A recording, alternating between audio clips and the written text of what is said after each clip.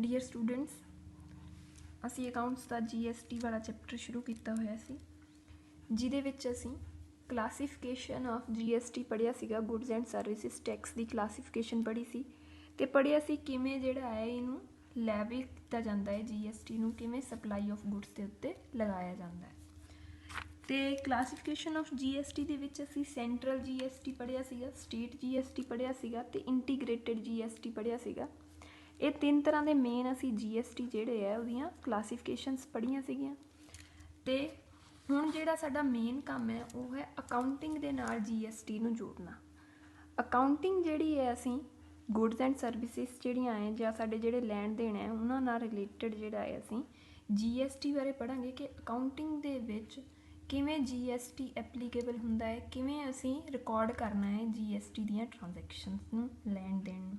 ਕਿਉਂਕਿ ਜਦੋਂ ਵੀ ਕੋਈ ਬਿਜ਼ਨਸ ਕੀਤਾ ਜਾਂਦਾ ਹੈ ਉਹਦੇ ਵਿੱਚ ਸੇਲ ਅਤੇ ਪਰਚੇਜ਼ ਹੁੰਦੀ ਹੈ, ਗੁੱਡਸ ਦੀ ਸਪਲਾਈ ਵੀ ਹੁੰਦੀ ਹੈ ਅਤੇ ਗੁੱਡਸ ਜਿਹੜੀਆਂ ਹੈ ਉਹ ਪਰਚੇਜ਼ ਵੀ ਕੀਤੀਆਂ ਜਾਂਦੀਆਂ, ਸੇਲ ਵੀ ਕੀਤੀਆਂ ਜਾਂਦੀਆਂ, ਇੰਟਰਸਟੇਟ ਵੀ ਕੀਤੀਆਂ ਜਾਂਦੀਆਂ, ਇੰਟਰਾਸਟੇਟ ਵੀ ਕੀਤੀਆਂ ਜਾਂਦੀਆਂ। ਅਤੇ ਜਦੋਂ ਸੇਲ ਆਫ ਗੁੱਡਸ ਕੀਤੀ ਜਾਂਦੀ ਹੈ ਤਾਂ GST ਉਹਦੇ ਉੱਤੇ ਐਪਲੀਕੇਬਲ ਹੋਣਾ ਹੀ ਹੁੰਦਾ ਹੈ। ਇਸ ਲਈ ਅਕਾਊਂਟਿੰਗ ਦੇ ਨਾਲ GST ਦਾ ਬਹੁਤ ਬੜਾ ਸੰਬੰਧ ਹੈ ਅਤੇ ਮੇਨ ਜਿਹੜਾ ਸਾਡਾ ਕੰਮ ਹੈ ਕਿ ਅਕਾਊਂਟਿੰਗ ਦੇ ਨਾਲ GST ਕਿਵੇਂ ਐਪਲੀਕੇਬਲ ਹੁੰਦਾ ਹੈ, ਕਿਵੇਂ ਅਸੀਂ ਰਿਕਾਰਡ ਕਰਨਾ ਹੈ GST ਨੂੰ, ਉਹ ਸਾਡਾ ਮੇਨ ਟੌਪਿਕ ਹੈ ਇਸ ਚੈਪਟਰ ਦਾ, ਜੋ ਅਸੀਂ ਅੱਜ ਸਟਾਰਟ ਕਰਾਂਗੇ। ਸਾਡੇ ਕੋਲ ਹੈ ਅਕਾਊਂਟਿੰਗ ਦਾ ਪ੍ਰੋਸੀਜਰ। ਦੇਖੋ ਅਸੀਂ ਪੜ੍ਹਿਆ ਸੀਗਾ ਕਿ ਤਿੰਨ ਤਰ੍ਹਾਂ ਦੇ ਸਾਡੇ ਕੋਲ GST ਹੁੰਦੇ ਹੈ, ਸੈਂਟਰਲ ਦਾ GST, ਸਟੇਟ GST ਅਤੇ ਇੰਟੀਗ੍ਰੇਟਡ GST।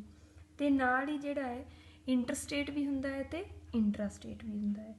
ਅਤੇ ਇਨਪੁੱਟ GST ਹੁੰਦਾ ਹੈ ਸਾਡੇ ਕੋਲ, ਆਊਟਪੁੱਟ GST ਹੁੰਦਾ ਹੈ, ਮਤਲਬ ਅਸੀਂ GST ਪੇ ਵੀ ਕਰਦੇ ਹਾਂ ਅਤੇ GST ਰਿਸੀਵ ਵੀ ਹੁੰਦਾ ਹੈ। ਅਤੇ GST ਜੋ ਸਾਡੀ ਆਊਟਪੁੱਟ GST ਹੁੰਦੀ ਹੈ ਉਹਦੇ ਨਾਲ ਇਨਪੁੱਟ GST ਨੂੰ ਸੈਟ ਆਫ ਵੀ ਕੀਤਾ ਜਾਂਦਾ ਹੈ ਅਤੇ ਜੋ ਵੀ ਐਕਸਟਰਾ ਪੈਸਾ ਹੁੰਦਾ ਹੈ, ਜੋ ਵੀ ਐਕਸਟਰਾ ਬੈਲੈਂਸ ਬਚਦਾ ਹੈ ਉਹਦੇ ਵਿੱਚ ਜਿਹੜਾ ਕਿ ਆਊਟਪੁੱਟ GST 'ਚੋਂ ਬਚਦਾ ਹੈ ਉਹ ਅਸੀਂ ਗਵਰਨਮੈਂਟ ਨੂੰ ਟਰਾਂਸਫਰ ਵੀ ਕਰਦੇ ਹਾਂ। ਠੀਕ ਹੈ ਬੇਟਾ। ਅਤੇ ਅੱਜ ਅਸੀਂ ਜਿਹੜਾ ਹੈ ਅਕਾਊਂਟਿੰਗ ਪ੍ਰੋਸੀਜਰ ਸ਼ੁਰੂ ਕਰਾਂਗੇ ਕਿਹਨਾਂ ਦਾ, ਇਨ ਕੇਸ ਆਫ ਇੰਟਰਾਸਟੇਟ ਸਪਲਾਈ। ਇੰਟਰਾਸਟੇਟ ਮਤਲਬ ਵਿਦ ਇਨ ਦੀ ਸਟੇਟ, ਜਦੋਂ ਗੁੱਡਸ ਜਿੱਥੇ ਬਣੀਆਂ ਹੈ, ਜਿਸ ਸਟੇਟ ਦੇ ਵਿੱਚ ਬਣੀਆਂ ਹੈ ਉਸੇ ਸਟੇਟ ਦੇ ਵਿੱਚ ਉਹਨਾਂ ਨੂੰ ਸੇਲ ਕੀਤਾ ਜਾਂਦਾ ਹੈ, ਉਹਨਾਂ ਦੀ ਸਪਲਾਈ ਕੀਤੀ ਜਾਂਦੀ ਹੈ। ਵਿਦ ਇਨ ਸਟੇਟ ਹੁੰਦਾ ਹੈ, ਸੇਮ ਸਟੇਟ, ਉਹਨੂੰ ਅਸੀਂ ਇੰਟਰਾਸਟੇਟ ਸਪਲਾਈ ਬੋਲਦੇ ਹਾਂ। ਅਤੇ ਪਹਿਲਾਂ ਅਸੀਂ ਇੰਟਰਾਸਟੇਟ ਸਪਲਾਈ ਨਾਲ ਹੀ ਜਿਹੜੀਆਂ ਟ੍ਰਾਂਜੈਕਸ਼ਨਸ ਹੈ ਉਹਨਾਂ ਨੂੰ ਕਰਾਂਗੇ। ਦੇਖੋ ਬੇਟਾ, ਇਹ ਟ੍ਰਾਂਜੈਕਸ਼ਨਸ ਲਿਖੀਆਂ ਹੋਈਆਂ ਨੇ ਕਿਉਂਕਿ GST ਜਿਹੜਾ ਹੈ ਉਹ ਕੁਛ ਸਾਲਾਂ ਤੋਂ ਜਿਹੜਾ ਹੈ ਆਇਆ ਹੈ ਸਾਡੇ ਕੋਲ। ਉਹਦੀ ਐਪਲੀਕੇਸ਼ਨ ਮੈਂ ਤੁਹਾਨੂੰ ਦੱਸੀ ਸੀਗੀ ਕਿ GST ਜਿਹੜਾ ਹੈ ਸਾਡੇ ਕੋਲ ਜੁਲਾਈ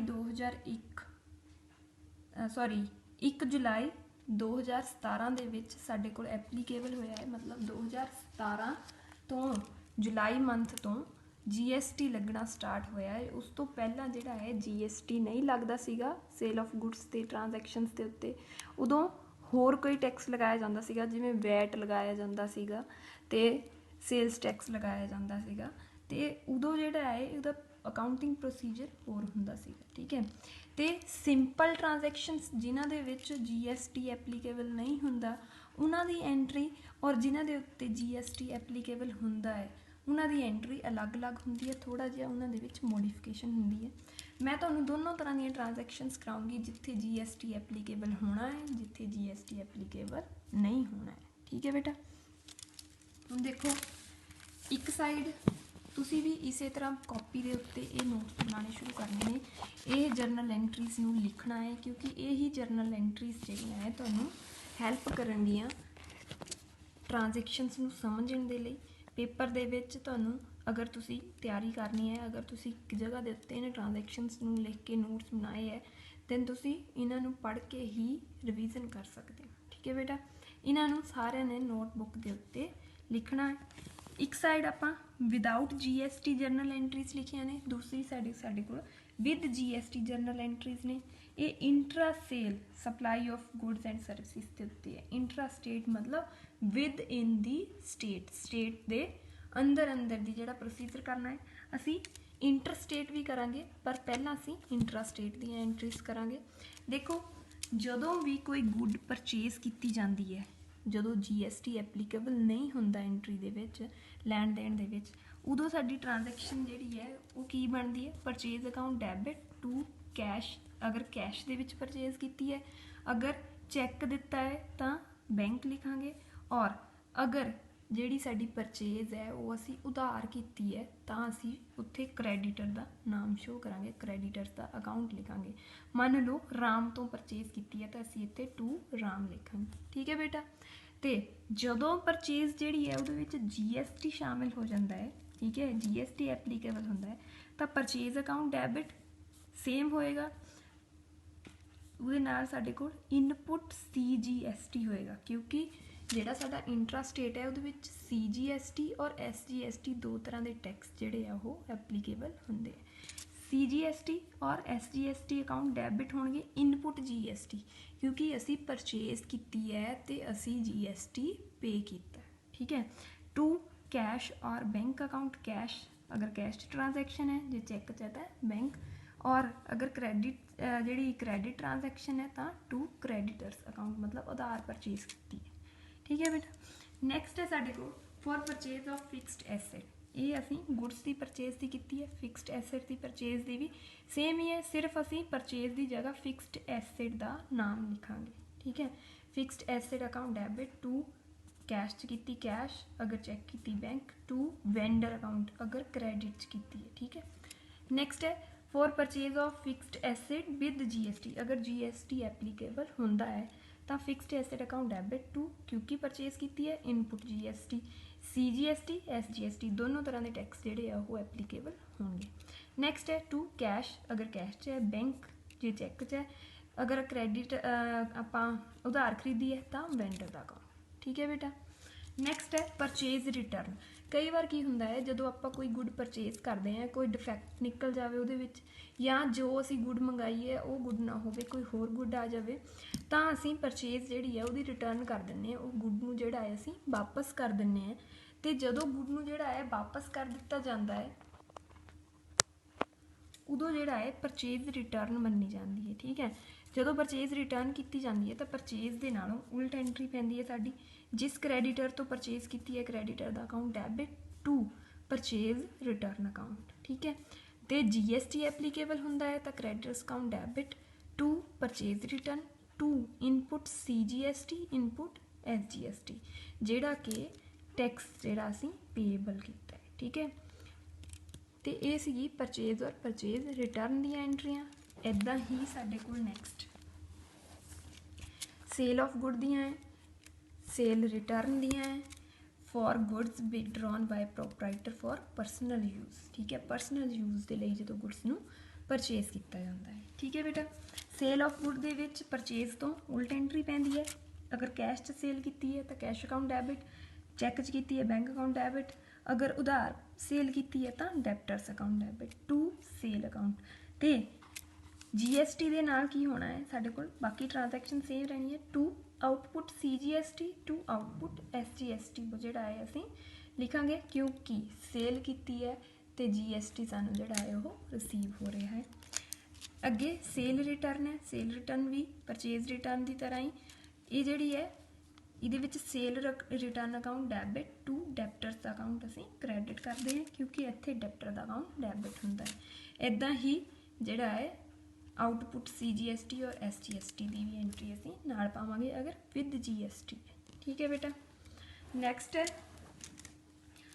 जदों भी कोई प्रोपराइटर मतलब मालक बिजनेस का वो अपने परसनल निजी यूज़ के लिए, परसनल अपने यूज़ के लिए जिहड़ा है वो कोई गुड्स जिहड़ियां विड्रॉ करा लैंदा है बिजनेस के विचों, उदों एंट्री हुंदी है drawing account debit to purchase account अगर GST एप्लीकेबल नहीं है।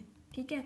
देखो हुण गुड्स परचे जिहड़ियां है कढ़वाइयां है उन्होंने इत्थे गुड्स अकाउंट आना चाहिए सीगा, बहुत सारे बच्चे जिहड़े है वो कन्फ्यूज़ हो जाते हैं कि इत्थे जिहड़ा है कई बार गुड्स का अकाउंट लिख देंगे, गुड्स के अकाउंट नूं कदे भी जरनल एंट्री दे विच नहीं लिखिया जाता, गुड्स की जगह के उत्ते असीं जिथे भी गुड का अकाउंट आना हुंदा है उत्थे असीं परचेज अकाउंट लिखते हैं।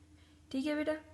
इस चीज़ नूं जिहड़ा है हमेशा ध्यान विच रखना है कि गुड अकाउंट नहीं लिखना है या गुड्स अकाउंट नहीं लिखना है, असीं परचेज अकाउंट लिखना है। ये जिहड़ा है नोट्स दे विच मैं तुहानूं लिखा दिता है, इनू जिथे भी तुसीं इन्हां जनरल एंट्रीज नूं लिखोगे उत्थे ये लिख लेना, नोट कर लेना, ठीक है। तो विद GST दे विच drawing account debit to purchase account to input CGST ते SGST पावांगे, ठीक है, intra state supply of goods and services दे विच, ठीक है बेटा। नैक्सट है साडे कोल अगर जिहड़ियां साडियां goods given as a free sample, देखो फ्री सैंपल तुसीं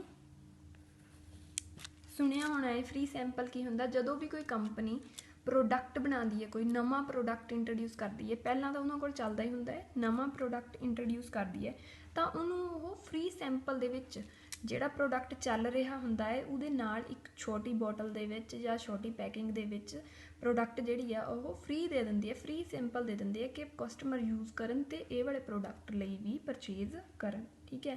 तुहाडे नाल भी कई वारी होया होएगा, कई बार कोई क्रीम जिहड़ी है वो कोई कंपनी ने पहला कोई क्रीम बनाती है, फिर उहदे नाल दी ही कोई होर इनग्रीडिएंट पा के जिहड़ा है क्रीम बनाई जाती है, तो वड्डी शीशी दे नाल वड्डी बोतल दे नाल एक छोटी बोतल जिहड़ी है वो या छोटी जिहड़ी पैकिंग है उहदे विच दूसरी जिहड़ी नवा प्रोडक्ट उन्होंने बनाया है वो नाल फ्री दे दिंदे है ताकि कस्टमर जिहड़ा है यूज़ करे, तुसीं यूज़ करो ते उस प्रोडक्ट दी भी अगे डिमांड करो, ठीक है। उन्होंने कहते आपां फ्री सैंपल। या फिर गुड्स जिहड़ियां है कई बार लॉस हो जांदियां, लॉस किद्दां हो जांदियां, लॉस्ट जिहड़ियां है या तो थैफ्ट नाल हो जांदियां या फायर नाल हो जांदियां, चोरी हो जांदियां, गुड्स गुम जांदियां या अग लग जाती है, फ्री फायर लग जाती है, ठीक है। उहदे नाल क्या हुंदा है गुड्स जिहड़ियां है उस इस जदों लॉस हो जांदियां है या फिर चोरी हो जांदियां है या अग लग जाती है या फ्री सैंपल दित्तियां जांदियां है, उहदे विच साडे कोल जिहड़े फ्री सैंपल दिंदे असीं वो इसलिए दिता जाता है कि कंपनी की मशहूरी की जाए, ठीक है, उस प्रोडक्ट की मशहूरी हो सके, तो मशहूरी नूं असीं एडवरटीजमेंट अकाउंट डेबिट लिखते हैं, to sorry loss by theft account भी डेबिट करते हैं, लॉस बाय फायर अकाउंट भी डेबिट करते हैं, टू गुड्स नहीं लिखना, गुड्स की जगह असीं की लिखा है परचेज अकाउंट लिखा है, ठीक है बेटा।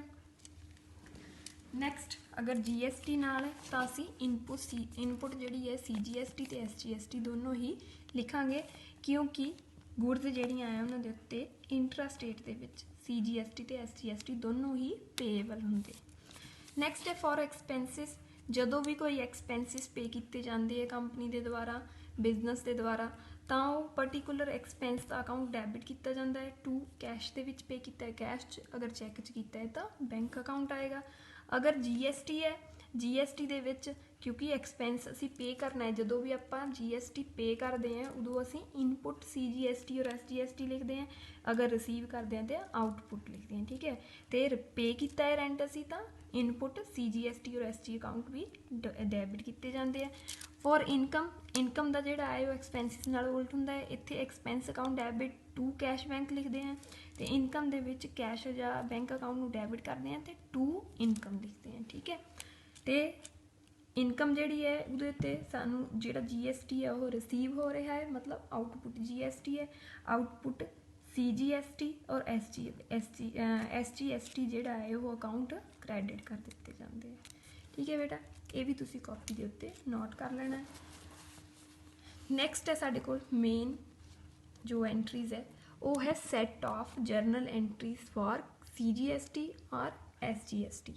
क्या हुंदा है जिहड़ा इनपुट GST साडे कोल आंदा है और आउटपुट GST आंदा है उन्होंने असीं सैट ऑफ करते हैं, एक आउटपुट GST के अगेंस्ट इनपुट GST जिहड़ा है उन्होंने असीं सैट ऑफ करना हुंदा है, खत्म करना हुंदा है अमाउंट नूं, डेबिट अमाउंट क्रैडिट अमाउंट, इसलिए जिहड़ा है ये सैट ऑफ एंट्रीज कीतियां जांदियां हैं। फर्स्ट है साडे कोल for setting off input CGST against output CGST, जिहड़ा भी साडे कोल CGST मतलब सेंट्रल दा GST हुंदा है उहदे विच आउटपुट GST ते इनपुट GST नूं असीं सैट ऑफ करदे हैं।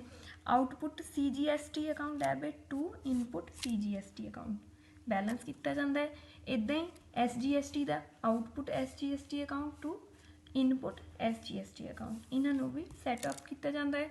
हुण देखो जदों सैट ऑफ हो जाते हैं तो अगर कोई कैश जिहड़ा है एक्सट्रा बचदा है साडे कोल आउटपुट तो असीं आउटपुट CGST अकाउंट डेबिट करते हैं, आउटपुट SGST अकाउंट डेबिट करते हैं, टू ई कैश करके असीं गवर्नमेंट नूं वो टैक्स जिहड़ा है वो पे कर दिंदे हैं अगर साडे कोल कोई एक्सट्रा कैश बचदा है, मतलब साडे कोल आउट मान लो साडे कोल आउटपुट GST जिहड़ा है वो 100 रुपये है तो इनपुट जिहड़ा है असीं 70 रुपये पे कीते 100 रुपये विचों 70 रुपये माइनस करके जिहड़े 30 रुपये आउटपुट GST दे विच बचदे है वो असीं गवर्नमेंट नूं ट्रांसफर कर दांगे एज अ GST।